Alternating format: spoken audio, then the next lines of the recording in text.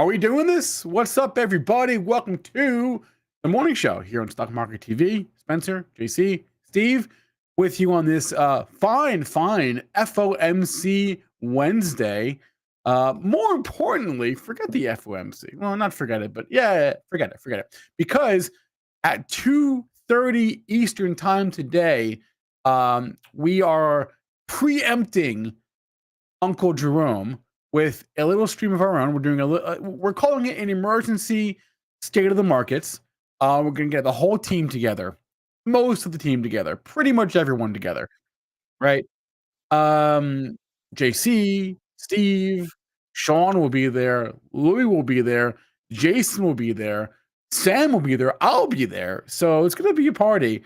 I'm dropping the link in chat. It will be on YouTube as well. There it is, 2:30 Eastern time today. Be there and figure out what's going on with us. Or actually, don't figure it out. Let us tell you. So that's the plan for today. We got Scott Brown on the show. We got Kenny here. We got Mary here. Drop me a like if you'd be so kind. And let's roll my intro.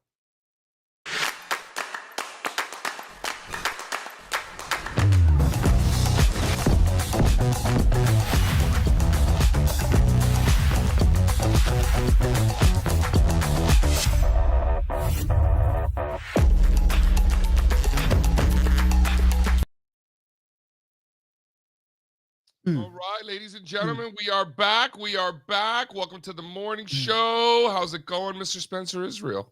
It's going. It's good. Yeah, how's my mic? Do I only need one mic or do I need a second mic? You need one mic. You're good. About that, that's a little Nas reference for y'all who don't know. You like Nas, Spencer? They listen to Nas in New Jersey? Nope, not really. No, too many rivers to get from New Jersey to Queens. No, Queensbridge. Shout out. It's a little far. It is. A little far. I'm much closer to the Bronx, so JC. No, JC is Brooklyn, right? JC is Brooklyn. Jay-Z is from the Marcy Projects in Brooklyn. That's right. My bad. Okay, yeah. Never mind. More of a big L kind of guy. Sure. Right, sure, from the BX. Okay. You know. So we got this Fed thing today. Is it an inflation thing or is it a rate thing? Is it an inflation thing or a rate thing? Yeah, like what are we all, what's the big to do? Like what's everybody overreacting Well, about? they're not gonna like do anything. I mean, the market thinks they're not gonna do anything. It's not what they do, it's what they say, right? So and what he says afterwards is probably gonna be like the more important thing. So, that's what Love the Harlem reference. Big L from Harlem. Diddy also from Harlem. I'm thinking like just kind of north, like the north side. You know what I'm saying? I appreciate you checking in there, Kane, right? Keeping us in check. Harlem, not the BX. I know. I appreciate you. It's close. It's close. It is close. It's not Queens. It's not Jersey. No. It's close. It's close enough. Sorry if I offends anybody. All right. State of the markets? Please. All right.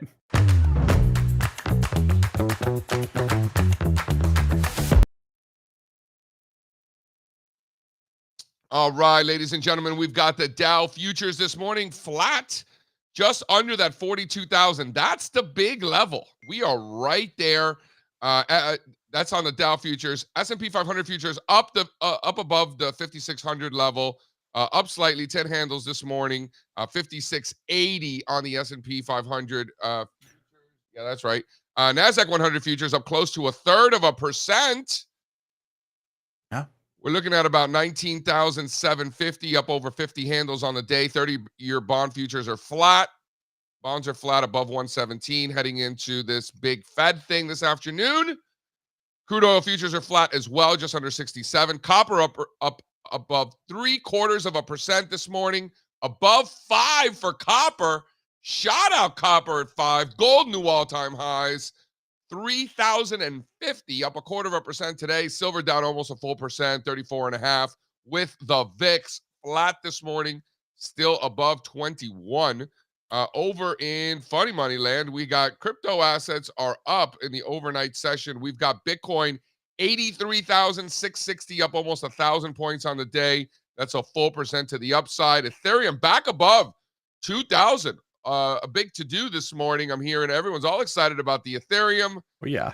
I don't know that I trust it. Let's see him stick it. Up 3.5%, back above 2,000 on the ETH. Solana, 127.5, up 2 points. That's 1.6% to the upside. Total crypto market cap, Mr. Spencer Israel, 2.7 trillion. 2.7 trillion. Dollar bouncing a little bit this morning. Not, after making new dollar close yesterday at new, let's see, November, December, January, February, March. New 5-month lows yesterday for the US dollar, bouncing a little bit this morning. So what stands out? I mean, don't call it a comeback. Ethereum up 3 Oh, I thought you were going to say the dollar. I was like, oh, that too, right? No, yeah. I mean, Ethereum is actually doing something. Yeah, so that's what stands out to you is the Ether. Is it because you own some and you're a bag holder, or of course it is. Of course it is. That's why. Got it. Yes. All right. Well, let's assume that you weren't a bag holder. Is there a reason why you own the worst crypto asset on the planet? It's not the worst. There are many worse crypto assets. It's the worst of the. It's the worst of the real ones. Yeah. Well, there's like 4 real ones. So. Well, fine. Yeah. I don't want to get into like that whole thing. It's a can of worms, but it's like right in the middle of this massive 4 or 5 year range. It's literally right in the middle. So if you take the last 4 years, you got a low of about 900, you got a high about 5,000, and you're pretty much right in the middle there, right around 2,000, right in the middle of this massive range. That's what it looks like to me. Let's go over a couple of things. Strazza's not here. I know he's behind the scenes. He is here. He's coming up in a moment. Oh wait, are you here, Steve? Are you good? Thumbs up, maybe. I needed a minute. He says thumbs up. He's here. What's up? Oh, okay. I was going to talk about sentiment because Strazza rolls his eyes. Strazza has like these facial expressions that he can't help himself. So like his eyes that get in the back of his head when people are talking about things that he doesn't care about, right? Yeah. He says he can't help it. It's rude. I try not to do it. Yeah, it is rude. So let's test him out, see if he can handle this. Slide 2, please. This one coming from Next Gen News, where we're looking at news articles playing up economic uncertainty. I thought this was an interesting one. So these are journalists, and of course, journalists, as we know, do a great job of keeping their ear on the ground and writing articles about things that people are talking about. Like they're the best in the business at that, right? The thing is here for us is that by the time the journalist actually figures it out, what the people are talking about, sits down, writes the article, goes into publication, by the time all that happens, it's usually pretty late in that cycle, right? So shout out to the journalism community. I don't doubt this chart. That being said, I would be very curious to kind of see how they calculate this, right? And what data they're using for it. Because this data set, like using news articles as a data set is it can be funky, right? Like Bloomberg does it too, like the Bloomberg mentions and stuff like that. Yeah, are you going by mentions? Are you going by sentiment? That's a whole other can of worms, right? So yeah, I mean, listen, this chart in and of itself is not actionable. Like we're like, oh my God, look at the economic uncertainty. We're buying Microsoft. Like it doesn't work that way. It's more like, yeah, this makes sense, right? This makes sense when you're seeing some of the other things out there, right? Strazza, would you, as Mr. Anti-Sentiment Indicator, would you agree at least that this is like, yeah, it's not surprising. It's interesting. We can move on now, right? I'm fine with these charts. They've been floating around. Mac has one. I think they use like the Goldman Sachs Uncertainty Index or something. Market's bottom on a very high degree of uncertainty. Yeah, I mean, when you look at all of these things, these were all great buying opportunities, right? Yep. These were times to be buying stocks. So let's go over to the newsletter writers, if you will. Do we have the newsletter writer chart? Wait, pardon my ignorance, but the sovereign debt thing, that was Greece, right? The what now? The sovereign debt crisis, was that Greece? That was the pigs. It was Greece and others. Yeah, but Spain and Portugal. All right, I'm vaguely aware of that in my brain. Yeah, no, Greece was part of it. Cyprus was part of it. Okay. Shout out to the one Garo Upremium, former kicker for the 1972 Miami Dolphins, born down there in Cyprus. In Cyprus? Oh. I met someone from Cyprus the other day, and they're like, "You've heard of Cyprus?" I'm like, "Not only have I heard of Cyprus, I am familiar with your greatest citizen ever." She didn't know who Garo Upravium was, as most people do not. That's funny. She was very impressed that I knew. That's great. Can we go to the newsletter writers? So this one comes from a friend of the show, Subu Trades, where we're looking at the investor intelligence bulls. So these are bullish newsletter writers. Go to the Subu Trades chart. We'll have them on the show to talk, but these are newsletter writers, the bullish ones anyway, or the lack of bullish ones.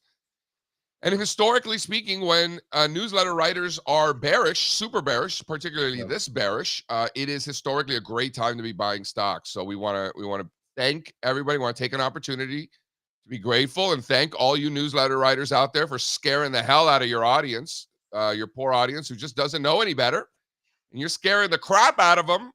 And for that, we are very thankful. Keep up the good work, guys. We don't do that. We're not in this 28%, are we? I don't know. I don't know the exact list of newsletters that are in here. Like, you can look it up. The data goes back to the 1960s, so it's actually good data. Nobody asked me if I'm bullish or bearish, so nobody asked me either. That's what I think about this survey. I wonder if we voluntarily have to answer. I think we do. Like AAII, they voluntarily have to answer those 200 boomer Republicans from the Midwest. Yeah. Speaking of boomer Republicans from the Midwest, can you go to that slide 3? So these are individual investors, and I don't know for sure if they are literally 200-300 boomer Republicans from the Midwest. That I don't know for sure, but in my head, that's how I think about this group. I've told this story before. I've participated in this survey. Of course, anybody can. It doesn't. You just go on the site and do it, and right. And then I think anyone can, like, maybe once or twice, and then you have to, like, be a member or something. I don't remember exactly. They're nice folks. I've spoken at their at their events. Nice folks. Super bearish. Most bearish they've been since the lows last year. And then finally, I just want to take a look at the new lows list, and then I want to hear from Strazza because he's got some intel, boots on the ground intel. Can we look at the lack of new lows? Really just no new lows on the New York Stock Exchange composite. 5% of stocks on the New York Stock Exchange hit new 52-week lows last week, which is interesting because the week before, it was 10% of stocks on the New York Stock Exchange. So last week, despite the new lows in the S&P 500, Dow, and the NASDAQ, you actually got half the number of stocks hitting new lows than the week prior. And just for perspective, so 5% of stocks last week, 10% of stocks the week before. In 2022, you were looking at about 25% of stocks in the New York Stock Exchange were hitting new 52-week lows. That was during that bear market.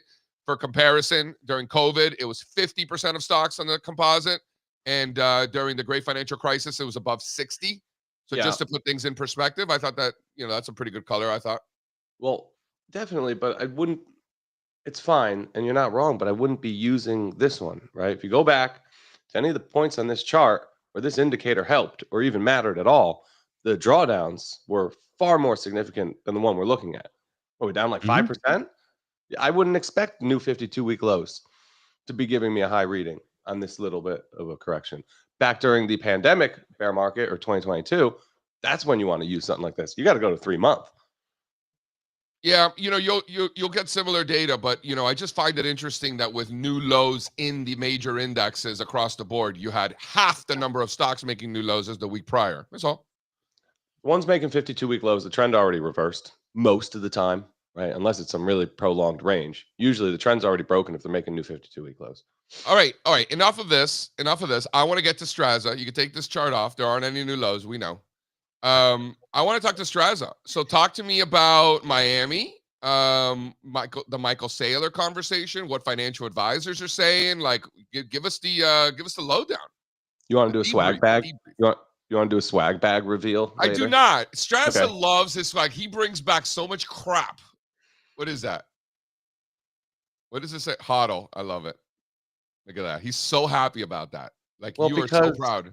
Because why were they ever made without any orange in them? Right? I don't even know what you're talking about. The HODL hats that we had were black and white.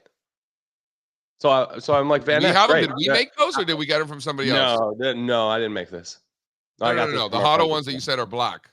Yeah, Van Eck got them last year. Van Eck made those last year. Got Yeah. it. Okay. I don't even know what we make and what we don't like anymore. Like, So I was happy. I was like, guys, you finally got some orange in there. That's great. We need some orange. A lot of and whose orange. day is Van Eck again? Here, you would have loved it. Heavy orange at the conference. A lot of single day. orange in the conference. A lot of crypto at the conference. Was it orange because it's Miami and orange is a Miami color, or was it a crypto? I think it was a Dolphins, Hurricanes, Miami situation, but plus some crypto. Sure. But sure. for a lot of the swag, they were giving away IBIT things. Like we got some IBIT things, some of the Van Eck stuff. So they were doing orange probably for the crypto. So I just called to be Louis. clear, Strazza was in Miami Beach, as a matter of fact, for the Future Proof conference put on by the Ritholtz Wealth Management folks, good friends of ours. I was not able to attend. I was busy working. Some of us have to do that sort of thing. They missed you. Strazza down there enjoying himself. Okay, so what were the financial advisors saying? A lot of financial advisors, huh? Everybody was talking about MicroStrategy. Even the financial advisors? Yeah. Who's everybody? I just had so many conversations because Well, Michael that's Saylor that's because Saylor was there, right? Yeah, it was like oh, did you see Saylor? What'd you think of Saylor? What do you think of what Saylor said? You know, borrowing at 0, getting 60, pretty good, right? You know. So a lot of that. I actually watched Michael Saylor from like the side of the stage, and I was more looking at the people's faces who were also listening to the things that Michael Saylor said. Because you know me, I was doing the face stuff. So I had to make sure nobody could see me because my faces were crazy as Michael Saylor was talking. Because he was just dropping some shit, huh? I was like, so I was trying to kind of like hide on the side. So anyway, it ends and they said, anybody wants pictures with Michael Saylor, he's going to be off here on the right-hand side of the stage, and a whole big like line, develops to wait to take pictures with the rock star. And we were in this line for like 15 minutes, just chatting with some buddies. And as soon as we get up, we were like next in line to take the picture. I'm walking towards him at this point, and he gives me like a rock star goodbye. Thank you, everybody. And then like, I was escorted out with like 4 security guards. So it was like, wow, that happened. No, Strazza's like a little teeny bopper fangirl at like a Taylor Swift concert that's bummed out that he couldn't take a picture with Taylor. Is it kind of like that a little bit? I think this is a market moment to be remembered. So to be honest, I don't go to these conferences and ask to take pictures with people, but this is one that I kind of wanted. Pictures, it's kind of like the Easter Bunny. Like I don't need to go out of my way to take a picture with the Easter Bunny, but if the Easter Bunny's at the bar, listen, yeah, something's going to happen here, and that would have been my little picture of market history with Mr. Michael Saylor. But look, it was interesting. I think we can use AI to capture that. The most interesting thing about the conference was that crypto was in it for the first time. So yeah, it was in Miami, but there was a lot of crypto digital asset stuff, and it's because advisors are now in with all the spot ETFs. They weren't in, the last time we were having this conference just last year. So I think that's a big shift that the rest of Wall Street is now involved. So I could say a lot of things about MicroStrategy. What about the market? And what were people talking about TradFi? Anything? Tom Lee gave a nice talk, and I missed Dan Ives. So, well, you know what Dan Ives was saying. People are buying dips. It was overwhelmingly bullish. Overwhelmingly bullish.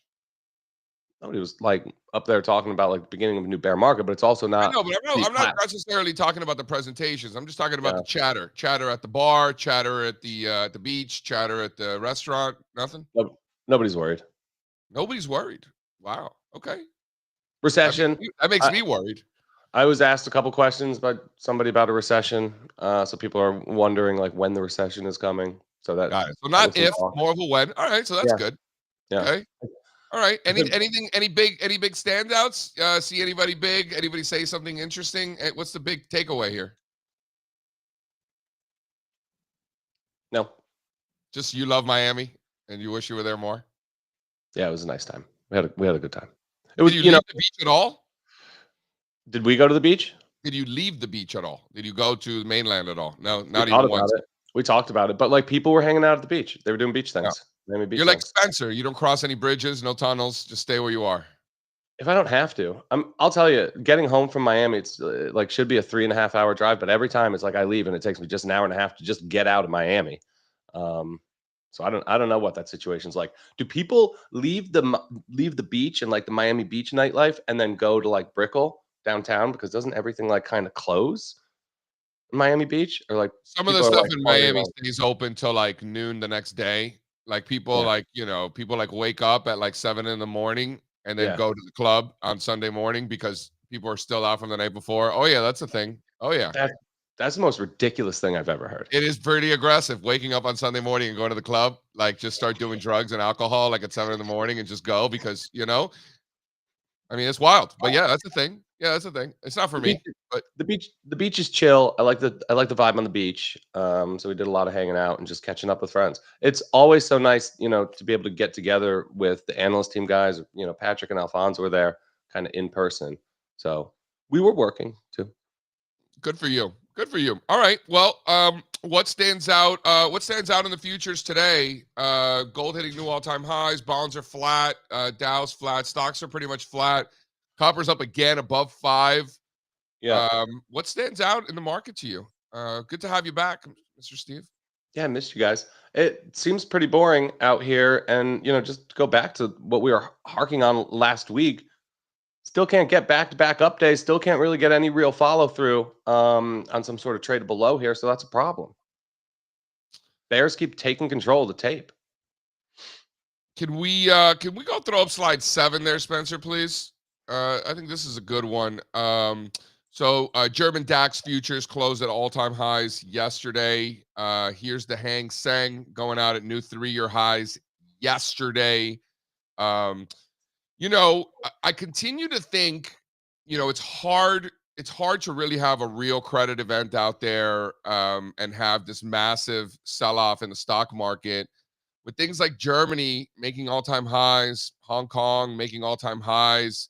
You're getting that rotation into Latin America, which is about time considering copper has been doing so well. It's kind of like, where's LATAM? And you're getting the LATAM rotation as well. So, Africa hitting new 52-week highs. So when I see all these continents just all hitting new highs, like Chile, Brazil, Latin America in general, Africa, Southeast Asia, Hong Kong, China, the whole thing. And then in Europe, German DAX and France and United Kingdom and Sweden and Amsterdam and all of these things, Greece, Italy, Spain, all hitting new all-time high, not all-time highs in those, but new 13-year highs or whatever it is. Yeah, big basis. It's really the U.S. It's been, just a massive underperformer. You think it continues? Listen, I would have told you, if you would have asked me 2 weeks ago, and you would have said, listen, over the next 2 weeks, Hong Kong, Africa, Latin America, and all of Europe are going to rip in your face every day and hit new all-time highs every day. What's the U.S. stock market doing in that environment? I probably wouldn't have said down. I probably would have said they were holding in there okay. I probably would have said U.S. stocks are probably doing pretty well in that environment. As it turns out, they are not. They are not doing that well in that environment. Not the end of the world, but massive underperformance, right? Strazza, if I would have told you what all these other countries were doing, and I would have said, what is the S&P 500 doing in that environment? You would have said face rip or higher. Yes. I was talking to some of our ETF friends and telling them about just the dire need for more alternatives, more options in the ETF space as it relates to international equities.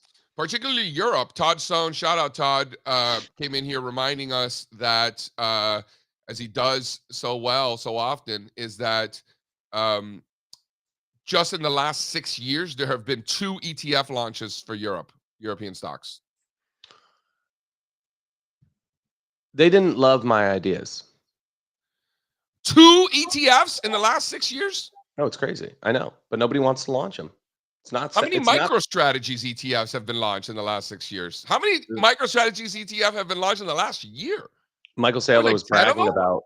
Michael Saylor was bragging about the trading volume in the MicroStrategy funds, and yeah, there's a ton.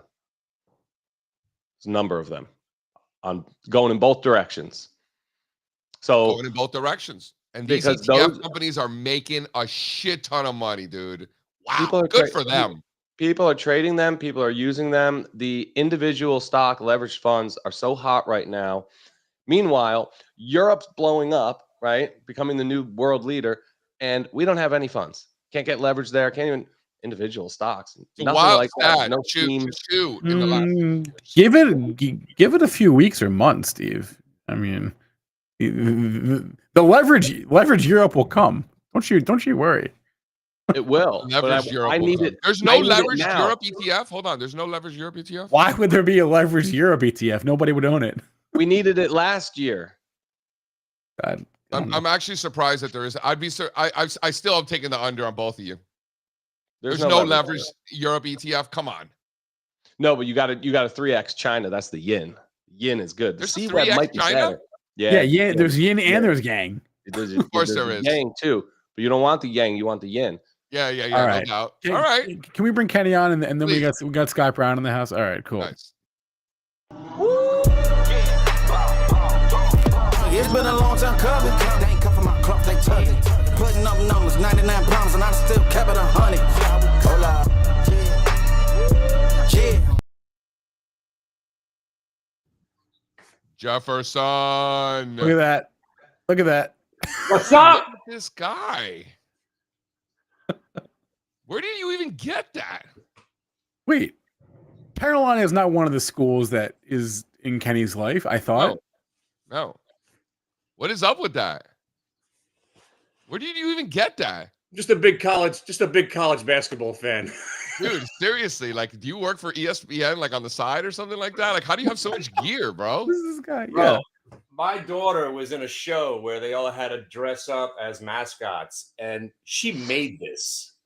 And my wife was gonna toss it. I'm like, I don't even like North Carolina. She made that? She made this. And last night, I gambled. Last night, Dave Portnoy said his entire tournament was based on betting on San Diego. So I reached out to him. I'm like, Dave, you don't know how to day trade. I could have saved you back when you called yourself Davey Day Trader. You're a loser. I was like, if you think San Diego's beating North Carolina to get into this tournament, I'll bet you personally $500,000. They won by 30. How you doing? Who knew that a team called the Aztecs were not great at basketball? I don't know what that has to do with anything, but good job, Kenny. Yes, we're off to a good start. And if you want to join my Aztecs tournament, known for their basketball skills? Come to the room. Yeah, we're gonna have 50 guys at $50 a person. Let's get this tournament started. I can't wait. It's gonna be a good one. All right. All right, Mr. Kenny Glick. We got a muted pre-market session. Oh yeah, totally. I kind of just was in the other room, just getting ready my costume. I'm right back. You know, yesterday was a tremendous day. I went right back to shorting the Qs in Carvana. I think Carvana's on the precipice of another 30 points to the downside, so I'm watching that. I think every bounce is fake right now. I'm really looking forward to getting the sell-off going again and scaring some people. Then it'll be over. You know, that's what I'm thinking. You know, again, but by April 11th, I'm not really going to be too concerned about what the market's doing because we're going to go right back into earnings season. But we we have some decent names. You got Williams-Sonoma gapped up 13 points right now.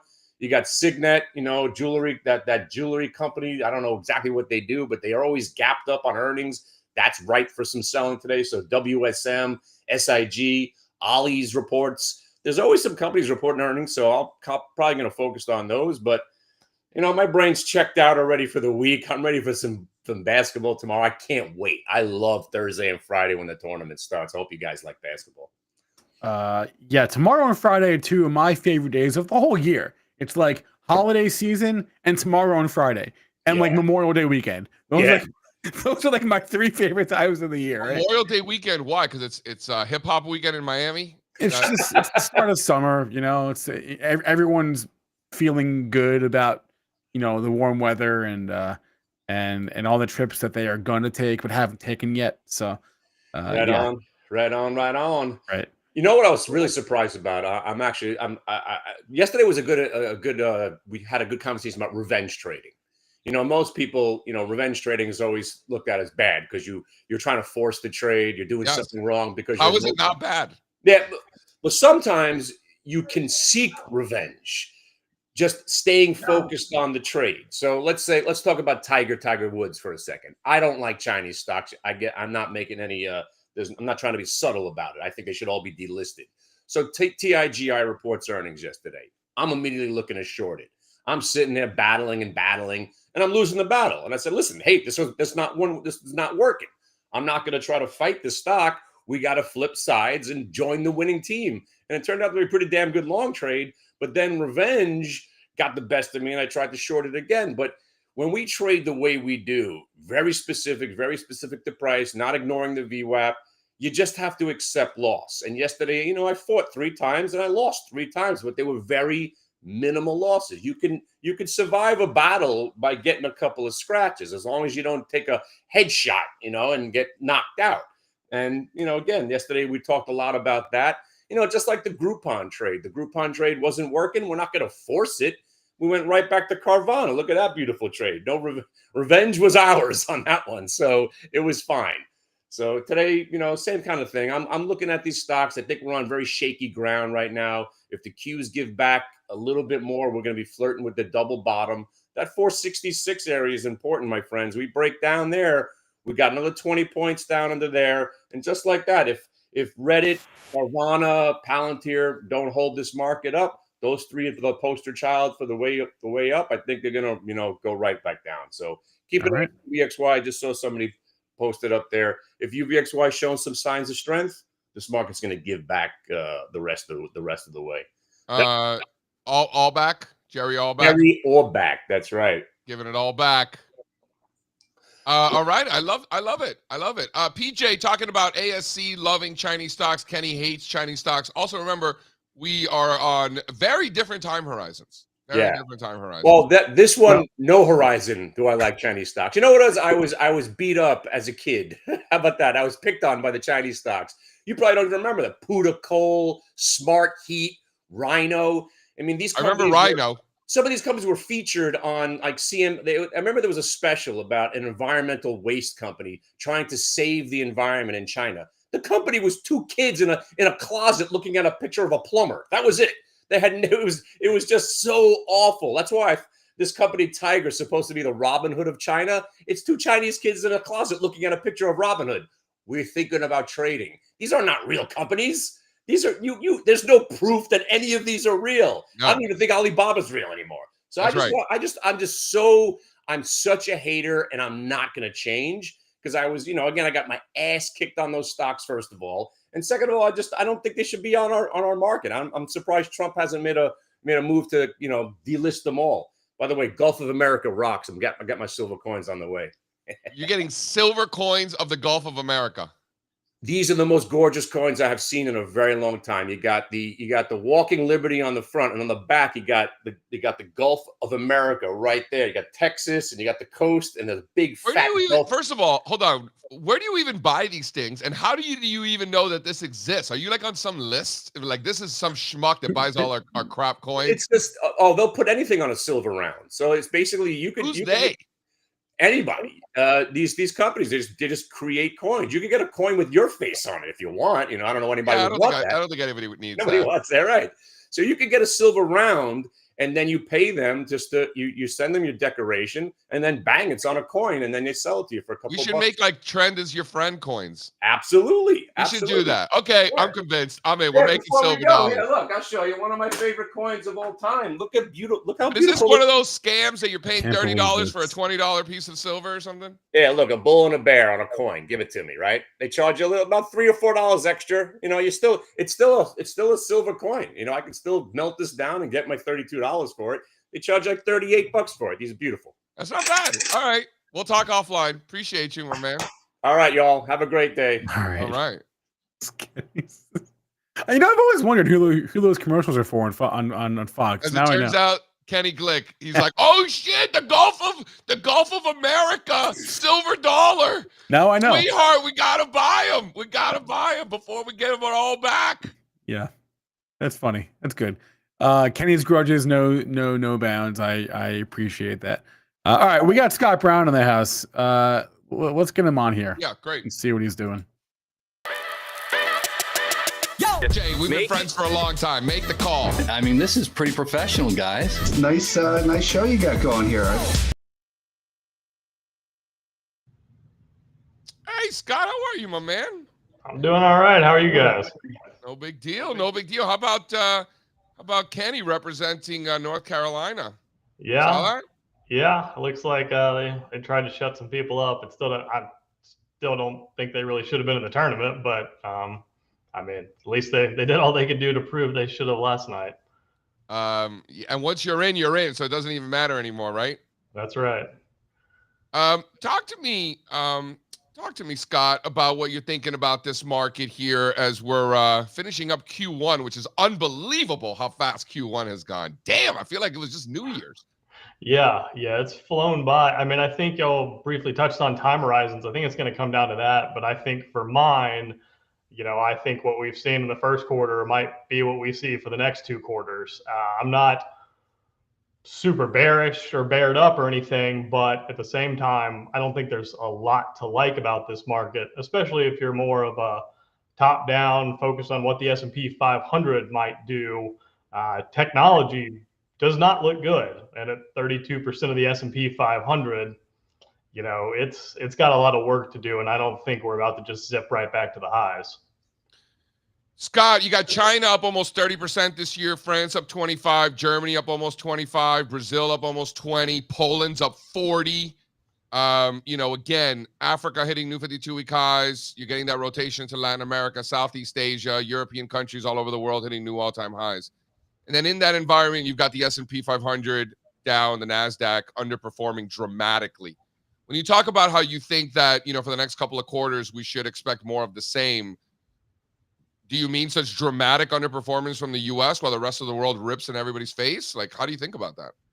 I'll follow the trends. I mean, those are good trends and good charts. It's hard. It's been a very long time since we've seen sustained, we've seen some brief periods of outperformance for Europe and China and things like that, but them just ripping while the U.S. chops sideways or goes nowhere. It's a little bit harder. Yeah. But I'm open to the possibility. Yeah, I mean, generally it's been like the U.S. ripping, and then you kind of get like that beta trade catch up from some of these other areas, and then it rolls over, but not like this sustained uptrend. I mean, we've done some rate of change analysis, and we're seeing some things that we have never seen ever in the history of the stock market. So there's a lot of new things that we've never seen. In some cases, there are things that we haven't seen in a long time, 15, 18 years in some cases. And some things we're seeing that we've never seen ever in history, such dramatic outperformance in such a short amount of time, where you've got countries like Poland literally putting up a 40 spot year to date while the S&P's down. Never seen anything like that ever in the history of markets. You think, I mean, I know you're at this point in your career, you're very open-minded to anything because you and I have seen some shit, but just like realistically, like on a real note, you think that's sustainable? I think it is sustainable. One thing that really does separate this latest rally is typically when you've seen, especially let's just talk Europe, when you've seen the outperformance, it's purely been a growth versus value thing. So value here is, it's been a time when value's been doing well, and it's just the, growth stocks, for the most part, they've led, but they've had periods of 6 months to 9 months where they've underperformed, and it's been correlated. This isn't really that, because value, it's doing better than large growth, but it's not doing well since the middle of November. I mean, the average stock peaked in late November. So it's not just a growth versus value thing. So I think that's one thing going for it. Is it going to keep ripping? A lot of this has happened while the dollar was just collapsing. I mean, 108 to 103. You're going to need to break that 101, 100 level on the dollar probably to continue to see that type of just ripping. So I don't know if that's going to happen. We've kind of slowed down on the descent over the past couple of weeks, but it's something we'll continue to watch. Let's put the dollar aside for a second. I know it's hard because the dollar's literally getting the crap kicked out of it, so it's hard to ignore the dollar. I think you're spot on. The dollar certainly accelerated this move. I think about this like something's got to give ultimately, right? Where, these global markets just can't keep ripping forever without the U.S. participating at least a little bit, right? In my opinion. Or is it one of these things where, these global markets are going to catch down to the underperformance of the U.S., or does the U.S. catch up to the outperformance of everything else, right? Like, where do they meet? Like, where's that reversion? Yeah, I mean, so you see some things. I mean, investors have noticed the move. I don't think it's a secret any longer. You're seeing European inflows pick up. I saw that stat yesterday from the Bank of America Global Fund Manager Survey, like biggest decrease in U.S. Equity positioning ever. So I think people know that that's going on. So I mean, I definitely have kind of an innate instinct to think like, okay, now it's time for them to catch down and get a good scare. And maybe that's happens, but at the same time, I want to respect the trends, and they're still going up. There's not a lot of signs of deterioration. So I think if you're thinking about the duration of this year, I'd rather be invested in some of those areas, have a little bit of exposure to Europe, have a little bit of exposure to China, know that the volatility is always going to be insane. So I don't think, you want to just have too much. But do I like those areas more than US tech? Yeah. And so I'm not going to worry too much about if we have a little bit of a 3-week pullback or something like that. Scott, you're in one of these unique positions where, you are a formally trained technician. We have a lot of respect for you. A lot of people out there have a lot of respect for you. Like, you're a guy, right? Like, you're a dude. Now you're also a young dude, right? Like, you've never seen international outperformance like this in your entire career, right? You would have to be like a little bit older, right? Which I am a little bit older, and some people are a little bit older, and we have seen it and we do remember it. So like, you're in a very unique spot where like, you're formally trained, you understand, but you've actually never seen it in your career. And there are other people that are looking to you that are like, I've never seen it either. So, they want to hear from someone like yourself. Like, how do you, you've studied it, you've gone back, you've seen it, it exists, but now you're actually seeing it. Like, how does it feel? Yeah, I mean, it's something to watch, but we've seen these periods. I mean, I do think perspective is important. I mean, we got like 4 months of outperformance. I mean, you zoom out far enough, it's still a downtrend depending on your time horizon. So we've seen these periods. You can get cute with like downtrend lines and like breaking like 15-year downtrend lines, but it's cute. It's, and we right. all know I mean, that. it's still like structurally, I mean, so we've seen these periods before. So one thing that I definitely just hate and discourage anybody against is like, every time we have these old boops, it's like they pull out the 15-year chart and it's been this, and they go, we're going back to here. We've got 15 years of outperformance. I mean, again, I'm not a fundamentals guy, totally open to us doing 15 years of outperformance, but let's ask ourselves if we're just thinking about the economy and demographics and things like that, like, what's really changed in the last 3 to 4 months, or especially the last month? I mean, have things just gotten so much better in Europe, or things just booming? I mean, yes, fiscal stimulus, they're going to invest in defense stocks. Sure, there's always a narrative, but like, have things really changed that much? And then the same thing back to the US, like the consumer, now we're having a recession scare and the consumer stocks have just gotten hammered. Every single one of those was at 52-week highs in the middle of February. Look at all the travel stocks, Expedia, Booking, all the hotels, all the airlines, everything was ripping and roaring going into February. And now it's breaking down and the narrative is completely flipped. So I'm always a little bit, conscientious of like, is this just insane and we're about to see some reversion that way? I think a lot of this has to do with slide 2 there, Spencer, if you could throw that one up. This technology underperformance, this mega cap American growth underperformance, coming in the face of Chinese tech and Chinese internet absolutely ripping in your face. So granted, in Europe, there's some value rotation, but in China, it's certainly not that. I think a lot of this has to do with technology on a relative basis. And people tell me, Scott, JC, the stocks that were in the technology index back in March of 2000 are not the same ones in it today. So, there's no resistance there. And, JC, the people that own it now are not the same people that owned the XLK back in 2000. I get all this stuff and I'm like, all right, I guess we'll see. What happened. And as it turns out, last summer, as soon as technology got back to those former highs on a relative basis, it immediately stopped going up and started going down. So all those things about ownership and composition, they may or may not be true. I don't know. But the market is certainly respecting those levels. And I'll give you one more, and I want to hear your thoughts. Go to the next one. Just zoom in there, Spencer. That's when the technology peaked on a relative basis. Like, do you think that's just a coincidence, Scott? Yes, because I got a bone to pick with you on this Oh, chart. let's go. Let's fucking go. Bring it. All right. First of all, we agree on what's happening right now. Like, actually, when I think you look at charts like this, zoom in. Don't look at the 15-yard. Just zoom in, and it's making 9-month lows or whatever, closing on 52-week lows. Like, all right, that's what matters. We think tech's going to underperform, but that's XLK. So if you remember the whole debacle with XLK, it had like 5% of NVIDIA in the first 6 months of last year. So I'm pretty sure, and I don't have it in front, but if you do the true S&P 500 information technology sector versus SPY, it went well through those 2000 highs. I don't know if we're back below, but it wasn't quite that picture perfect rejection because they just apparently had an insanely stupid process. And then they top ticked NVIDIA, put it at 20%. They changed it like 3 times last year. It underperformed for a quarter. So, I mean, it's just gotten destroyed. And then they changed the process and made it all even, but they still have underweights. But I mean, again, it doesn't look good. I mean, again, I'm more concerned with the absolute chart of technology. I mean, you have basically everybody that bought XLK since July is now in the red. And so, I mean, even if we get a rally, there's a lot of resistance. The 21-day moving average is below the 200-day moving average, first cross below we've had since March of 2022. So, I'm not a big death cross moving average person, but like there's a trend change there, and it's, maybe it's not the end of the world, but there's nothing that says I want to go invest in it right now, or this is a buying opportunity right now.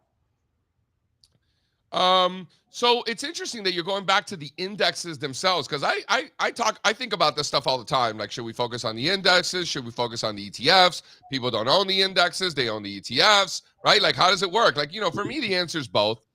Kind of like, do we look at international indexes priced in local currency? Do we look at them priced in US dollars?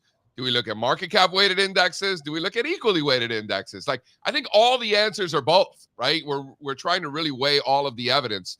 So what you're telling me is that you actually do think that this is just a coincidence that the S&P, that the technology index just stopped going up on a relative basis as soon as it went in there, because the indexes themselves, not the ETFs, had already broken out. Do I have that right? I mean, a little bit. I mean, if you talk just market concentration and how much, exposure, I mean, it's probably not a total coincidence. I think there's a level. I think, again, you can look at VGT versus the SPY or the other ones, and they went up to a similar area, just not the exact one. So, I think these are kind of, those fun technician, drunken late night discussions that we'll never know the answer to. And it's probably, there's a little bit of truth to them and not, and a little bit of, just getting lucky with the chart long term. Again, that's what I really believe in, those big bases when it comes to absolute price levels.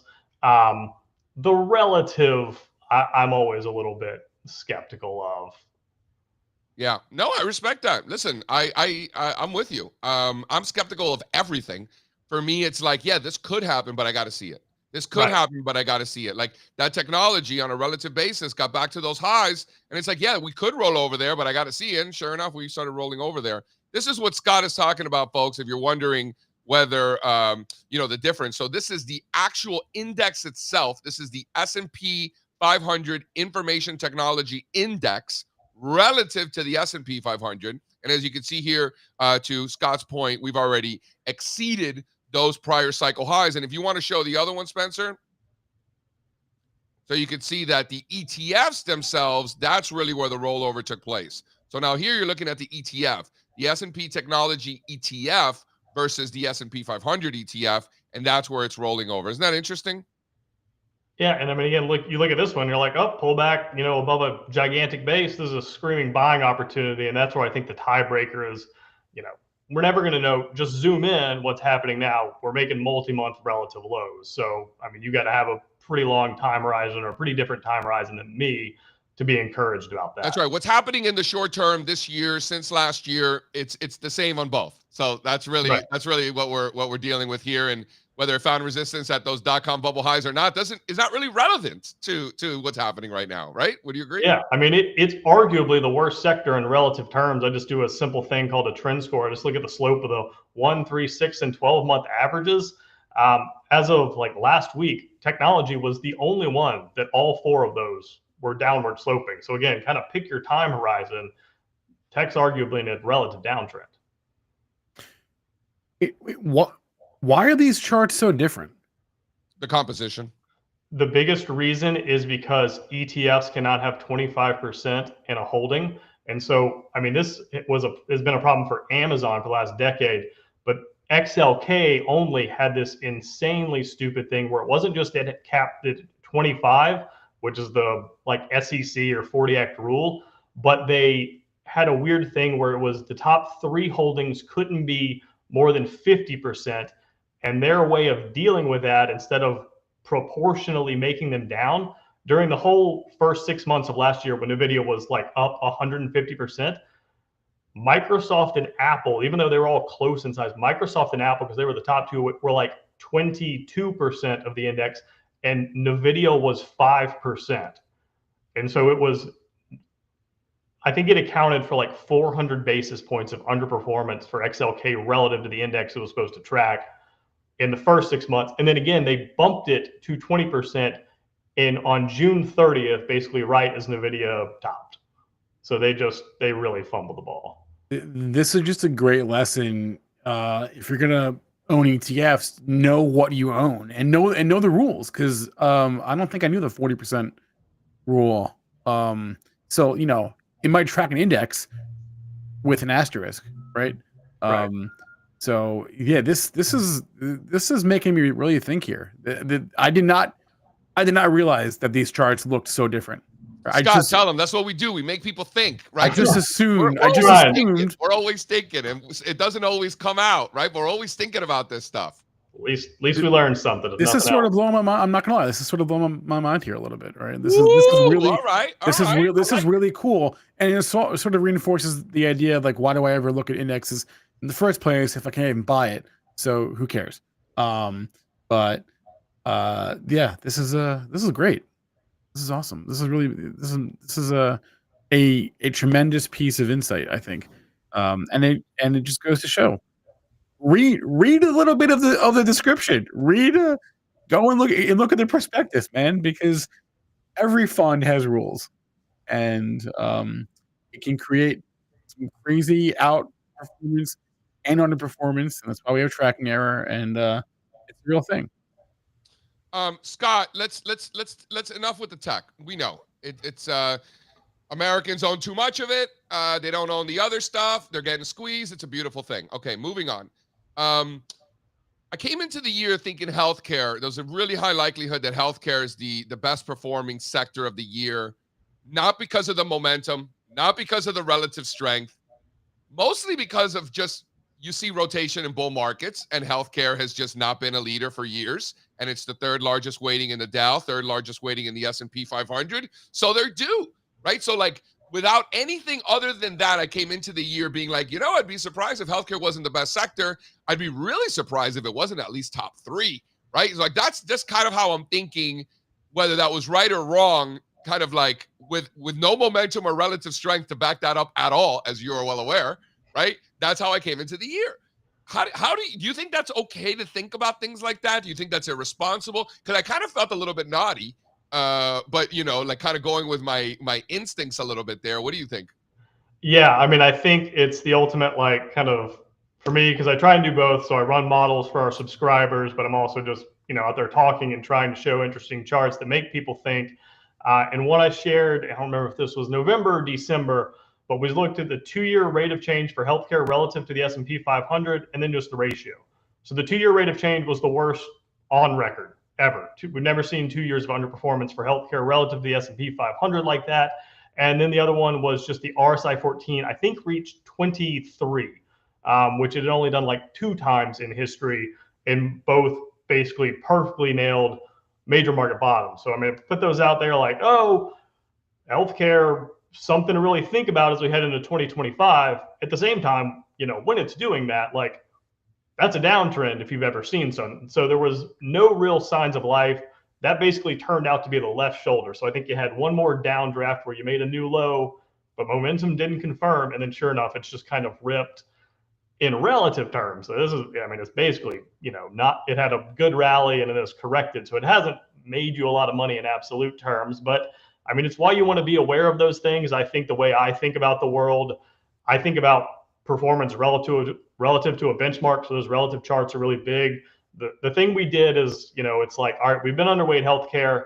I don't want to be underweight healthcare as much anymore. I'm not going to go overweight when you're just in a downtrend, but let's kind of think of it as taking some profits on a short. If I've been underweight healthcare, I want to make sure that my XLV exposure is a little bit closer to the benchmark at I think it's like 12% of the S&P 500 or so.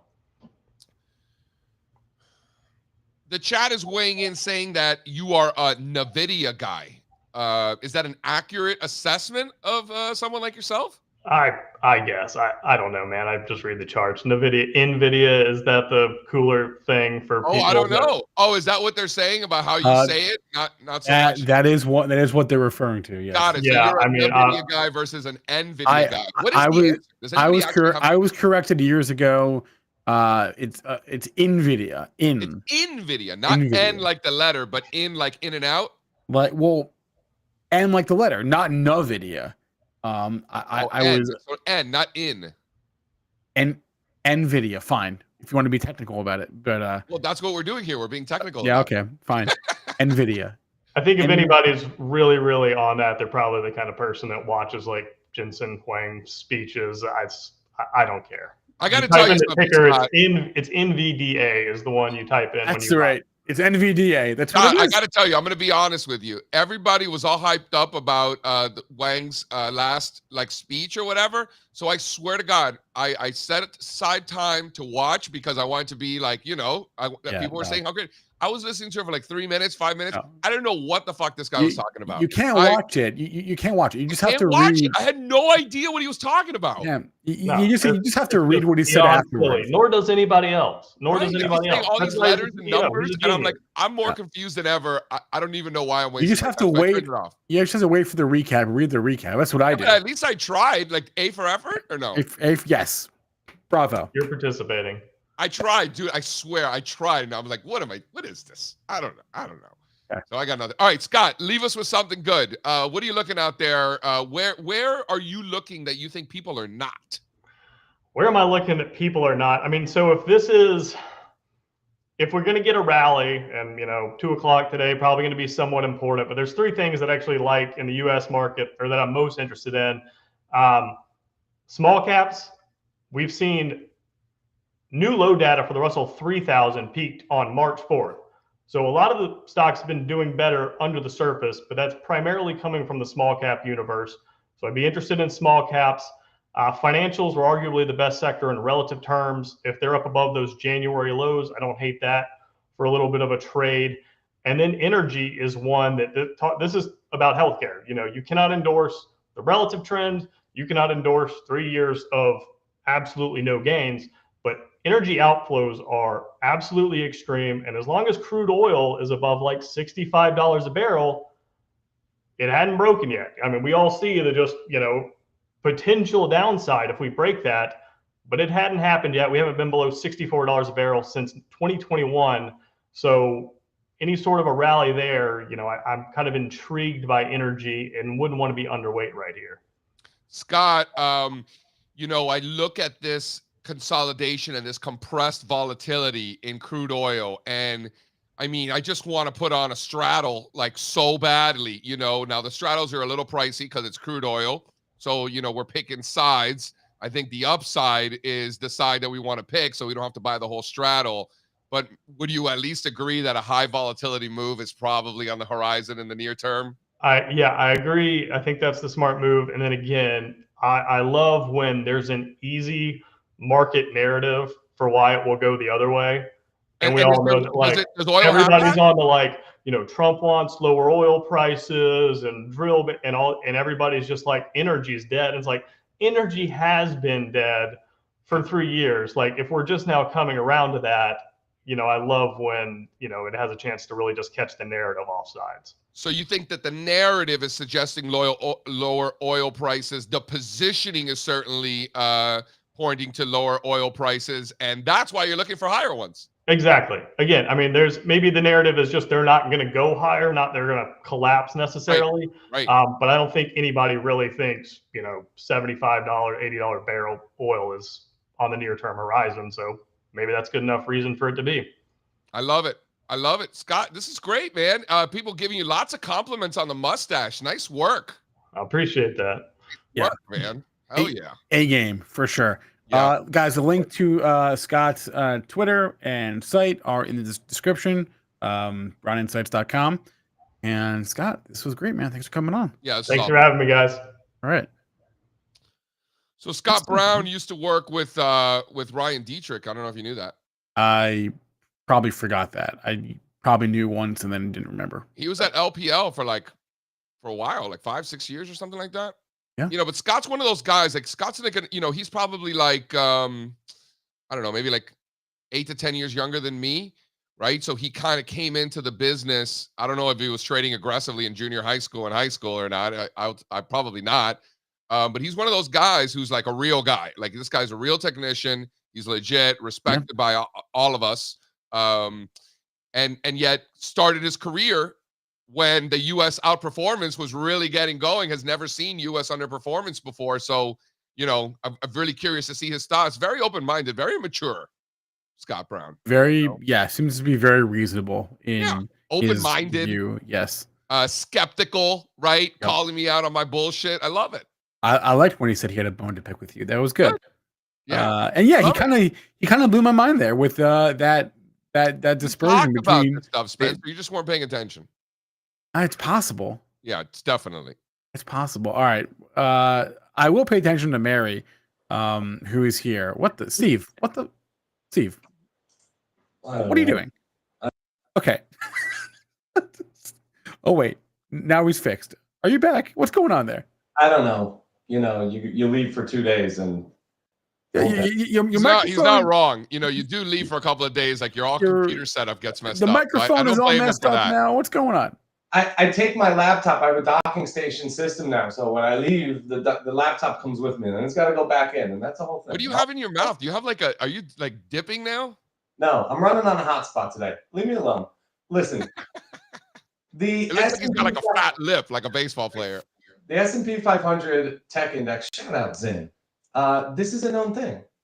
But it's hard because the question becomes, do you want to pay attention to the prices of the ETF that people are actually buying and selling, but the price of the index that no one is paying attention to? So, I don't know. Yeah. I mean, just like JC always says that price pays. ETFs are what you can buy. You can't buy the index, so who even cares? Can't buy it. I care. No, I think he makes a good point, and I think the answer gets back to everything that we've been talking about. The answer is both. All right, fine. We got Mary in the house. She brought a few charts. Not all of them are technology. So, all right, great. We got something good coming.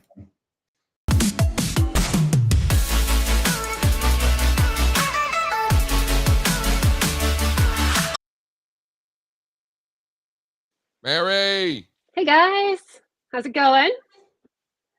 Hey Mary. It's going. Hey, you guys can hear me, right? Yeah, I think so. Okay, all right. So first, I had to, bring out the Michigan gear again today because I don't know if you heard, Spencer, but Big Ten champs. Not only did I hear it, I saw it. I saw it. Particularly on Saturday. 4 seconds. That was not fun for me. That was a day ruiner right there. My team was about to win. All they had to do was play 4 seconds of defense, and they couldn't do that. Couldn't do it. And I don't know. But you know what though? That was the appetizer. The main course starts tomorrow. So I'll be in a better or worse mood after this weekend. We'll see. Hey, listen, I've got Maryland going quite far in my bracket here. So. Hey, that's what we like to hear. Yeah. We like to hear. Are you supposed to fill out your bracket before these stupid play-in games? Doesn't matter. Wait. Doesn't matter. I don't like the play-in. I don't think anyone likes him, honestly. I don't either. We have a few more Anyway. competition. With Blake Millard, who is a Wolverine himself. Yep. So I got a little action in on that comeback. That was pretty cool. There we go. Yeah, I all don't right, have Mary. Michigan winning the tournament. I actually have MSU winning the tournament because I have my Big Ten bias. So I brought along a couple of charts today. So I wanted to talk about Baidu first. I know Steve, you've been all over this one. And so this is one that I just added to the position again here in the last week or so. That's why I brought it along. So this one, been building the position along with kind of the whole China theme that we've been talking about for months. And so it's just such a logical level. And this is the monthly candles. So such a logical level. You're going to know exactly if and when you're wrong, where you're wrong. And, this company in particular has a catch-up trade because it has not moved quite as quickly as the rest of China. And so for me, this was an obvious, China's still working. I'm adding to my position. And so that was the first one that I wanted to bring up. So, still in play and still very relevant, I think, in the market right now. Thoughts, anyone? Or do we want to just keep moving on? It's just more. Yeah, Wait, Steve is unmuted now. Sorry. Wait. Okay. Can you hear me? Yeah, but you're on the wrong mic setting or something. I messed up with your mic in the last. So there we go. I like Strazza is better now. I like Baidu. What more is there to say? Yeah. I love it. Exactly. You could bet on a major top here in one of the biggest Chinese stocks, as Chinese stocks are absolutely ripping. Or you could say this is just a classic, not a top. The best part about all of this, for me, is that the risk is so well defined. It could not be more better defined. Yeah, put a little ketchup on that thing. Mm-hmm. So actually, that's what takes me to my next trade, well-defined risk. That is Amazon. So I started, I trade this one often, in and out.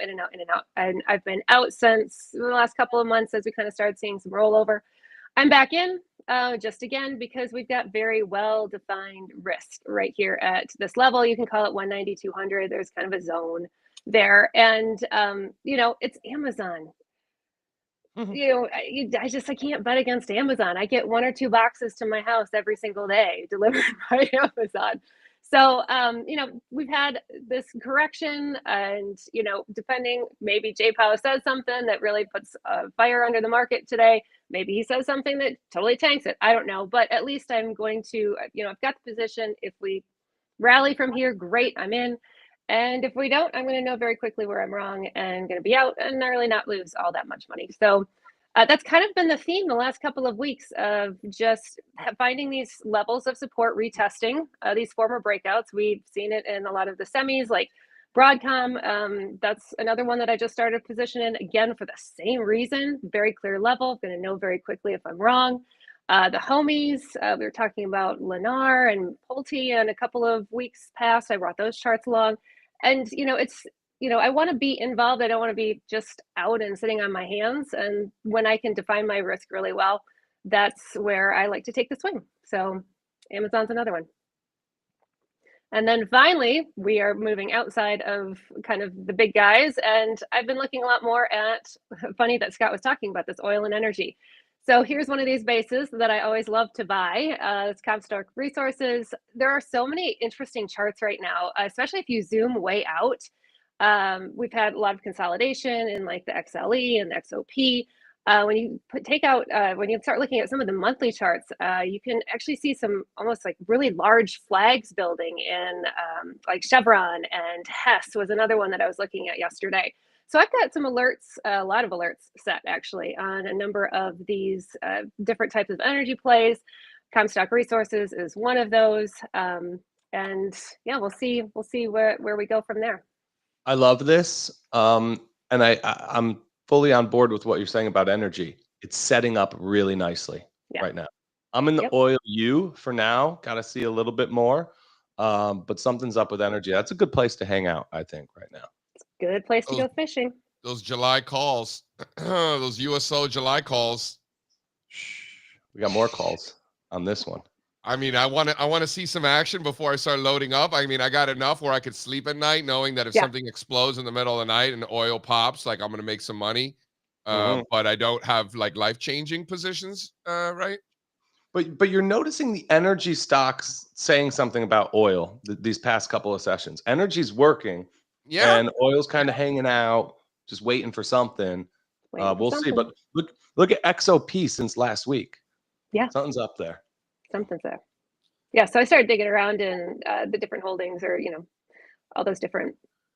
We've got our analyst meeting today, Strazza, and I want to, Mary, you're going to be in there too. Spencer's going to be in there too. I want to talk about some of the international oil stocks. By the way, let's dive into that a little bit in the meeting today. Sounds good. Let's do it. See, this is real life, folks. You guys are watching. This is how sausage is made. You see, this is how we do it. I've got something cool for recess, and it has to do with oil. So I don't know if you guys want to get to that or if you want to wait. We can go. I'm good. Those are my charts.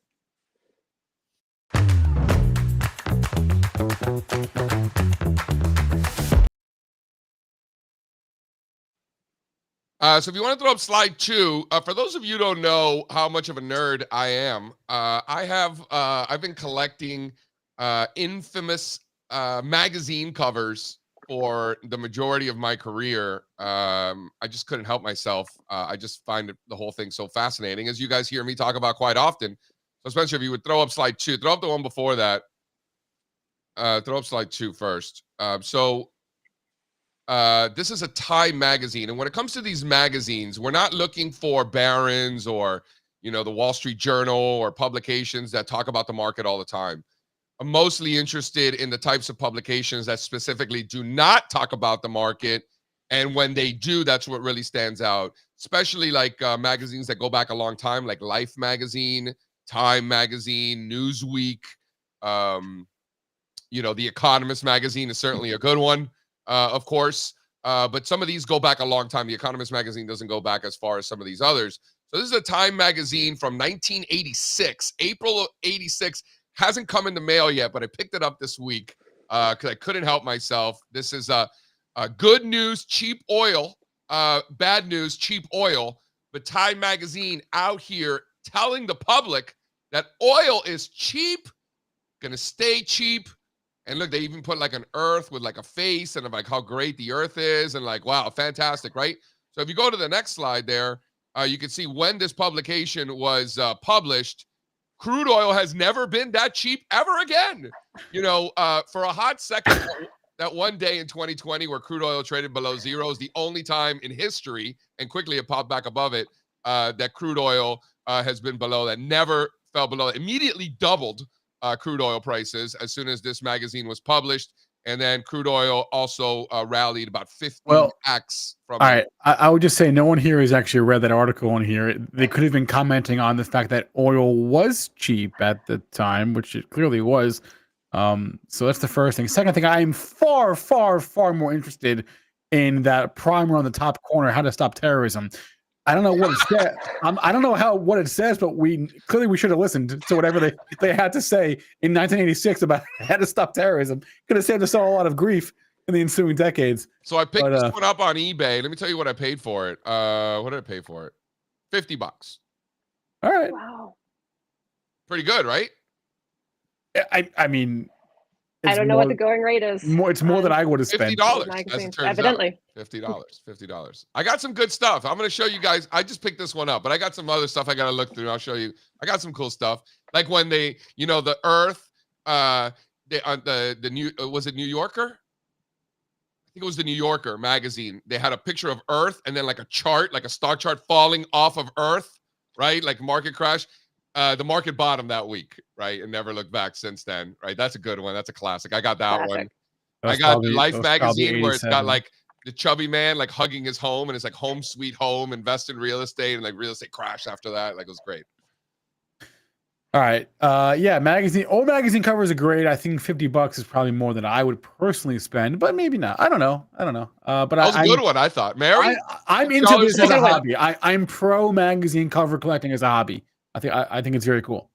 I still really like the one of George Washington flexing the biceps. That was the dollar, right? Yeah, but that was like 3 years ago. I know that was recent, but that one Yeah. was funny. Here's a good one. This one's a Newsweek from June of 1962. Oh, wow. That's good.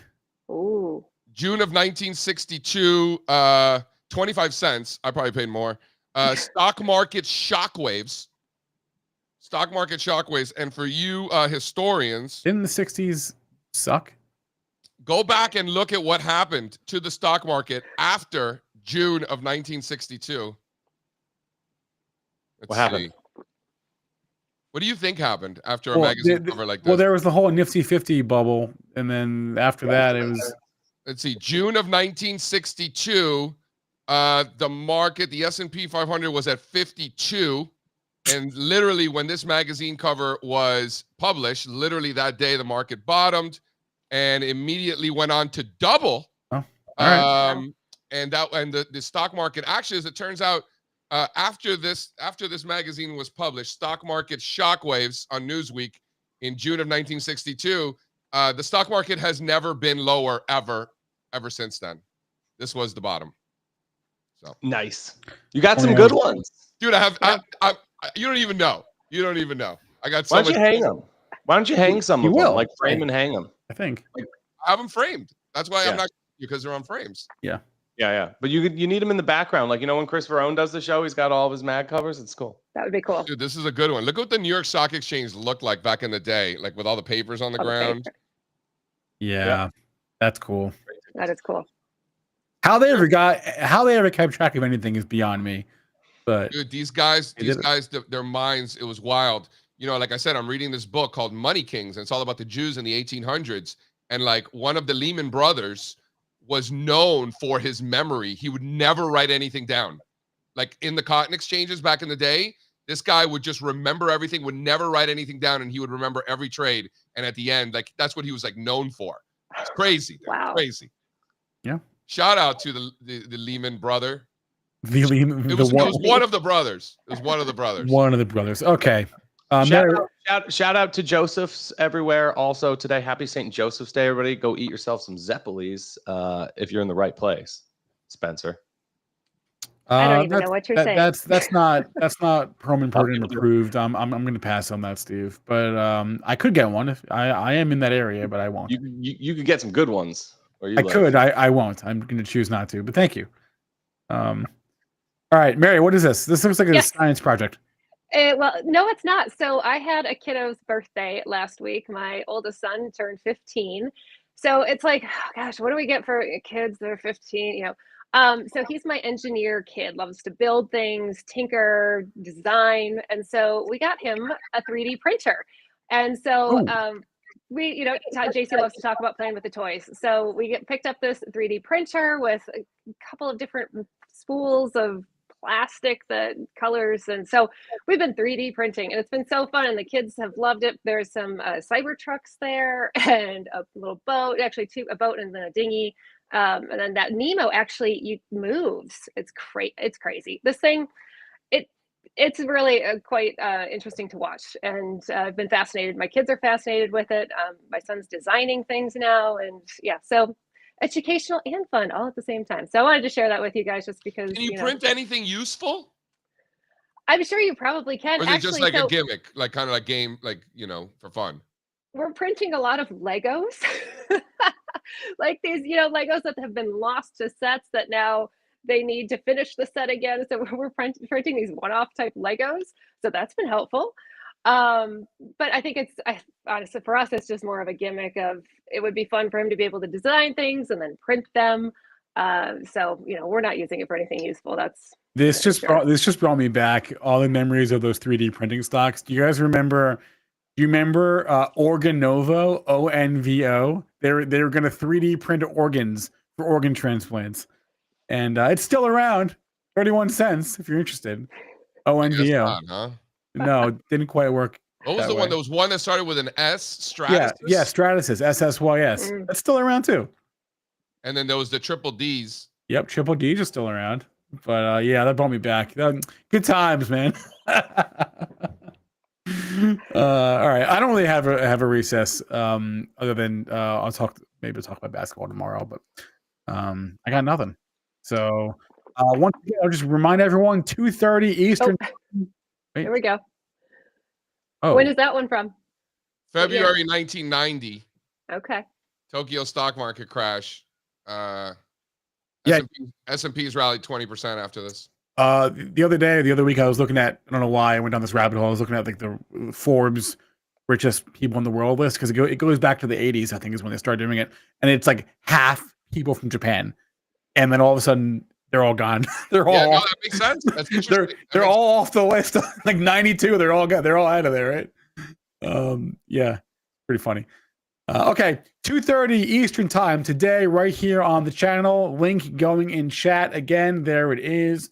Emergency state of the markets. JC, Steve, myself, Sean, Louie, Jason, Sam, and maybe a surprise guest will be there as well. It could be fun. So we'll see you there. Thanks for watching. Thank you, Scott. Thank you, Mary. Thank you, Kenny.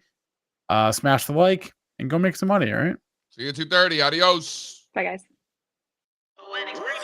I can't take no loss. I don't even know what it costs.